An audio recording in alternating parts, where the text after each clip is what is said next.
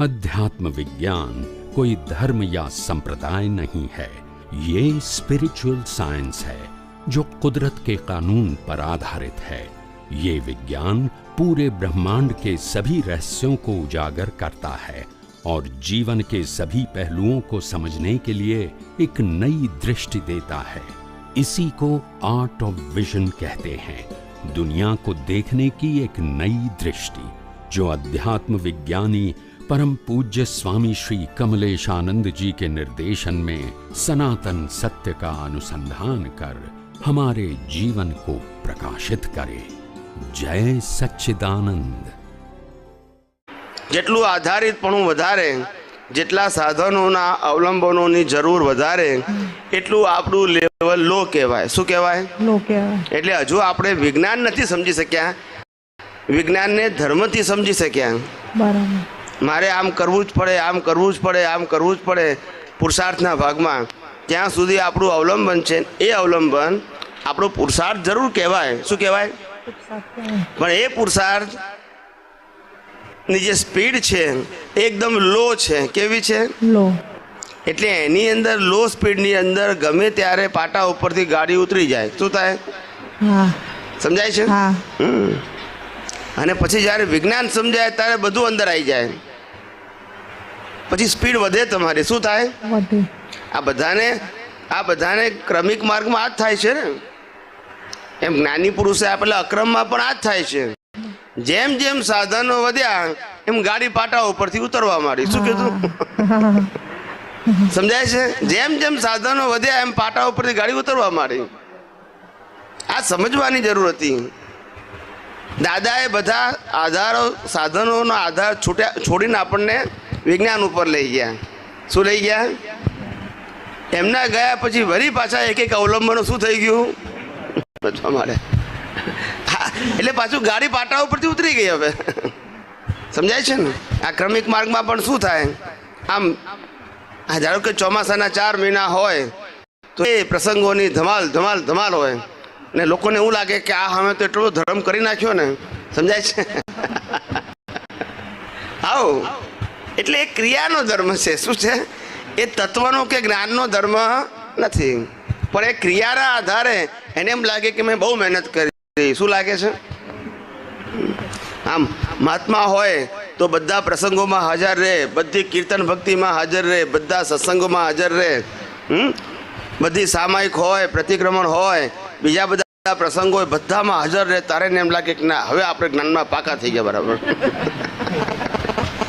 એક તે મન વચન કાયા પર ને પરાધીન છે ને અવસ્થા માત્ર કુદરતી રચના છે, એ બધું ભૂલી જાય. વિજ્ઞાન ખસી જાય બધું, પણ હાજરીનો એને ગર્વ હોય. શું છે?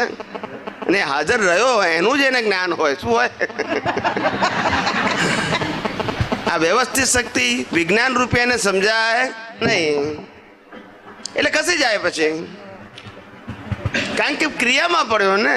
શું પડી ગયો? એટલે તો કીધું કે મન વચન કાયા દ્વારા થતી કોઈ પણ ક્રિયાને પુરુષાર્થ માનવો તે મિથ્યા જ્ઞાન ને મિથ્યા દર્શન છે.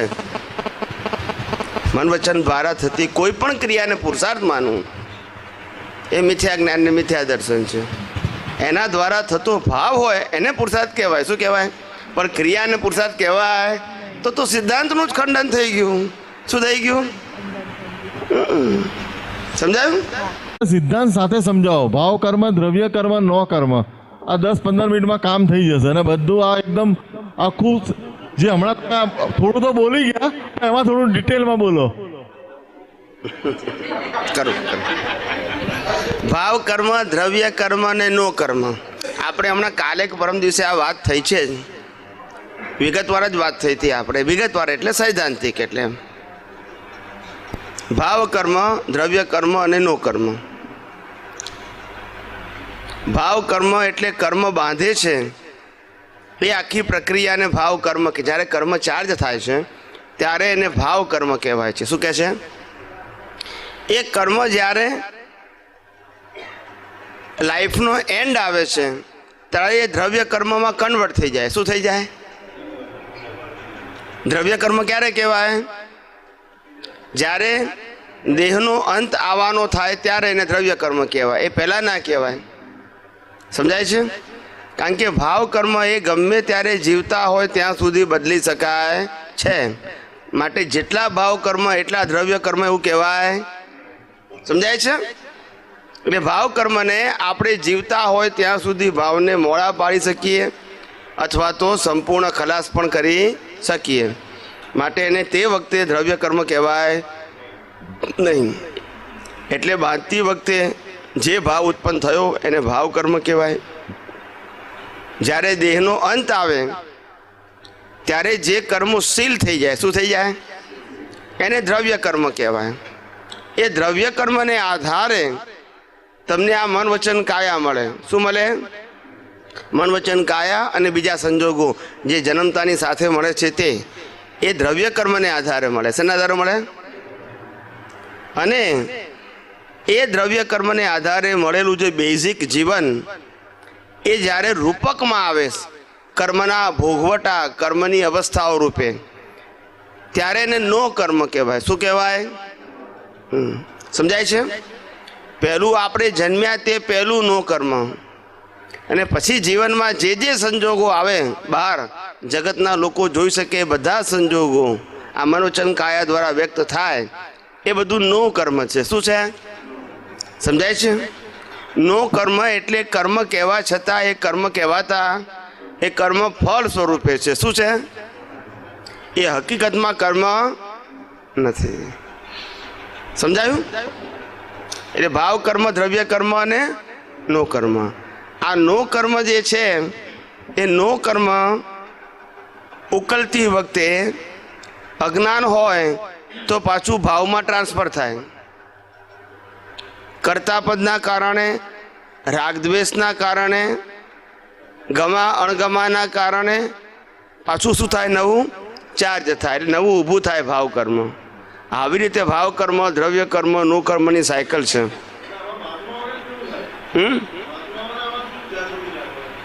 મહાત્માઓની જાગૃતિ એ રાખવાની હોય કે આ નો કર્મ ઉકલી રહ્યા હોય ત્યારે, બરાબર છે, 100% સનાતન સિદ્ધાંતને દ્રષ્ટિમાં રાખવા.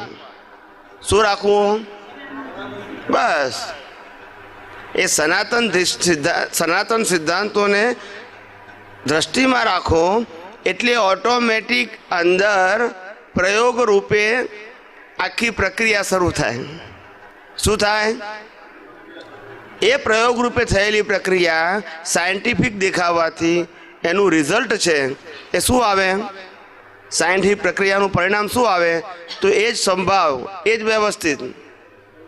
સમજાય છે? એ પ્રયોગનું પરિણામ શું છે? વૈજ્ઞાનિક દ્રષ્ટિ તમને પ્રાપ્ત થઈ, એ દ્રષ્ટિથી તમે ઉપયોગ કરો એને પ્રયોગ કહેવાય. અને પછી રિઝલ્ટ પ્રાપ્ત થાય ત્યારે એને સિદ્ધાંત કહેવાય. શું કહેવાય? આવી રીતે. એટલે હું વ્યવસ્થિત બોલી જાઉં તો એ પ્રયોગ નથી. શું નથી? એ રેડીમેડ આન્સર છે. દાદા ભગવાનને વ્યવસ્થિત શક્તિ સમજવા માટે એમને પોતે એમના જીવનમાં કહ્યું કે અમે આ 10 લાખ વર્ષથી, એટલે કે ઋષભદેવ ભગવાન વખતથી આ વ્યવસ્થિત શક્તિ શું છે એ સમજવા પ્રયત્ન કરતા હતા. આ અવતારમાં ખુલ્લું થઈ ગયું. એટલે આપણે માનીએ કે એમને સમજાયું ને આપણે સમજી ગયા એવું આસાન હોત તો એમને 10 લાખ વર્ષ ના થયા હોત, ના સમજાયું. સમજાય છે? એટલે શબ્દ જ્ઞાન નથી, અનુભવ જ્ઞાન છે. માટે દાદા ભગવાને એવું કહેવું પડ્યું કે અમે કહીએ છીએ તે જ્ઞાન નહીં, તમને અનુભવમાં આવે તે જ્ઞાન. એટલે કે અમારું જ્ઞાન તમને અનુભવમાં આવે તો એ તમારું જ્ઞાન. અત્યારે અમે કહીએ તમને એ તમારું નહીં, અમારું જ્ઞાન છે અનુભવ. પણ તમને અનુભવમાં આવે તો તમારું જ્ઞાન, ના આવે તો શબ્દ જ્ઞાન તમારા માટે છે. શું છે?